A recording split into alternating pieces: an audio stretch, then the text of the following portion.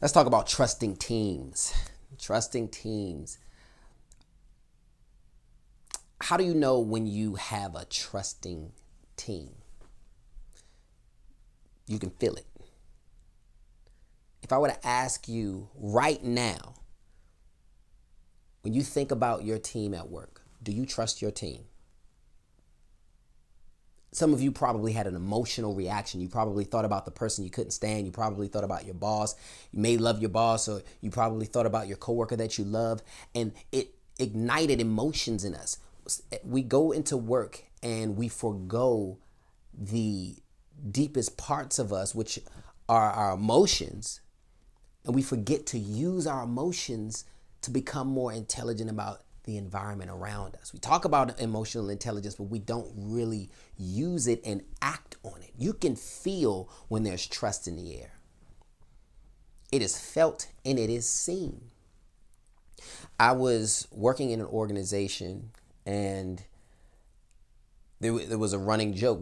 There was another division where we would see weekly, maybe that's probably an exaggeration, maybe monthly, kid you not, there was a new job announcement coming out for someone who had left. And we would say to ourselves, what in the world is going over there? I understand people wanting to leave organizations and explore, but our organization was actually the largest organization, and that organization was a fraction of our size, so we could not understand why there was such a revolving door. And so when job announcements would come out for that particular organization, we would ask one another, oh, are you going to go apply? And folks would say, I'm not going to, no. Because people didn't trust that that environment was going to be safe. People see what's going on in the environment. I remember one time I was leading a team, and I noticed that the trust of our team, the trust of the team in me, the trust of the team in the organization started to deteriorate because I was not able to deliver on things that were outside of my influence. I did not have the influence that I needed in order to get certain things accomplished. So while I was following up on the things that I said that I would do, I could only do but so much. But we have to talk about micromanaging organizations. You can't want to build trust in an organization when your micromanaging behavior demonstrates to the people that you don't trust them. Trust is a two-way street.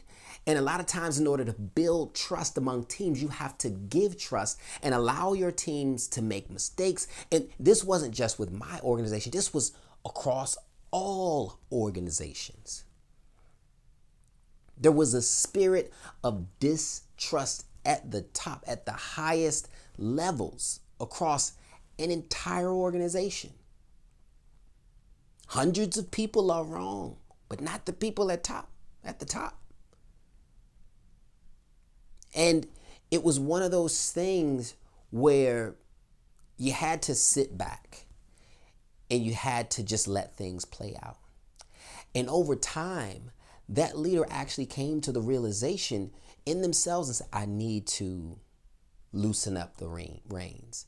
They said, I'd gone to a training and I've come to the realization that I need to be a little bit more flexible in order to create an environment.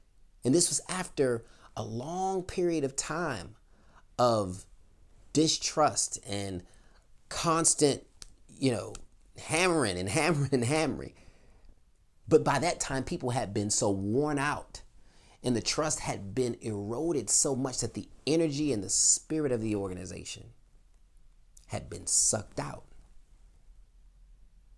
And so you can't create trusting teams when you don't have trusting behaviors and trusting environments. And I'll say that micromanaging cultures explicitly demonstrate and show distrust. And so people start to question themselves.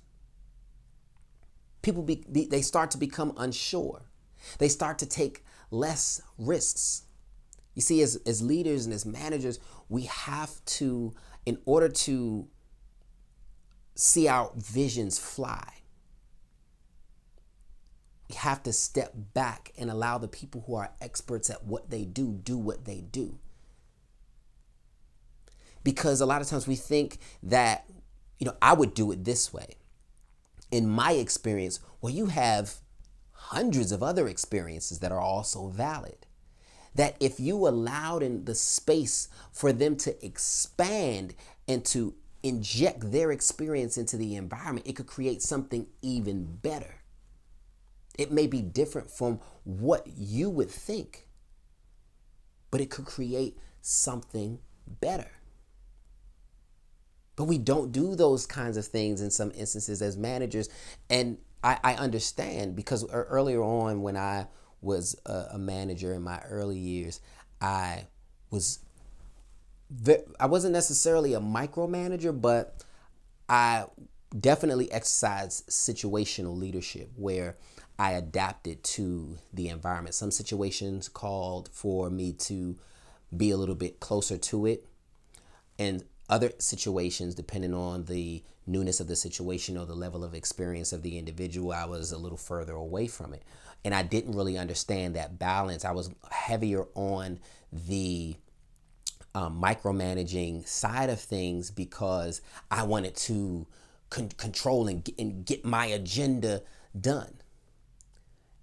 And it was a lot of head bumping in the beginning. And I had to come to a realization in myself that in order for me to fly, in order for our organization to fly, I have to influence the outcome and not necessarily try to control the outcome, even though I have a position where I can control certain things. You see, when we are in positions of leadership, it comes with a lot of power. We have people's trust in our hands, and that's a very fragile thing. And when people don't sense that you trust them and they've been doing things for years and they have developed and crafted a certain level of expertise, they retract themselves. And then we wonder why people don't want to come to the company kickball game or hang out after work. You don't want to be around people who don't trust you. People don't want to spend time with people they don't trust, and vice versa. And so you can't have a holiday party and think that it's going to be the cure for a broken trust among your teams.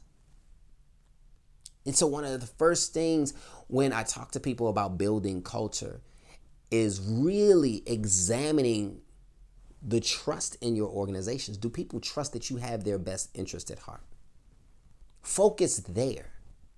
Don't focus on just outcomes. Well, we had 20 events and nobody showed up. Focus on not just the outcome. Focus on the root cause. How do I create more trust with you all? And it might actually require bringing in someone who is totally independent from the organization, and that will keep and maintain a level of confidentiality so that you all can have an honest conversation. And this works at all levels. Even among managers in some organizations, the trust is a very fragile thing, because just because they're in positions of power, it doesn't mean that managers don't have distrust in the organizations in which they work, or sometimes for the employees that work for them, because you have some employees that are malicious and would want to harm that manager or to sue the organization and blame that manager for things that never happened just so that they can get ahead. We're all people. These things happen in life. And so you also have managers that distance themselves because of lack of trust. And so how do you strike the appropriate balance of trust where you can show up as authentic as you can in an environment and not feel like there's a high risk of you losing your job or you damaging your brand because you made a joke and now everybody's upset or something along those lines. Trusting teams have a very, very, very high rate of productivity because people are interacting genuinely with one another. They're sharing ideas. There's really no fear that someone is going to weaponize their idea or what they said, or because there's trust. And so what I would say is one of the first things that people should do when you're trying to build culture, whether it be your overall organizational culture or a micro culture, is to start with trust. And not just trust building exercises, but actual continuous work on trust.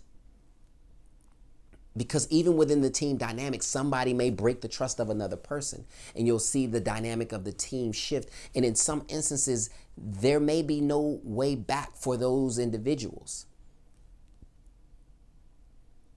But you still have to create an environment where both individuals can connect with other individuals that align with them in that trust. We're human. We're human, and we can't forget that.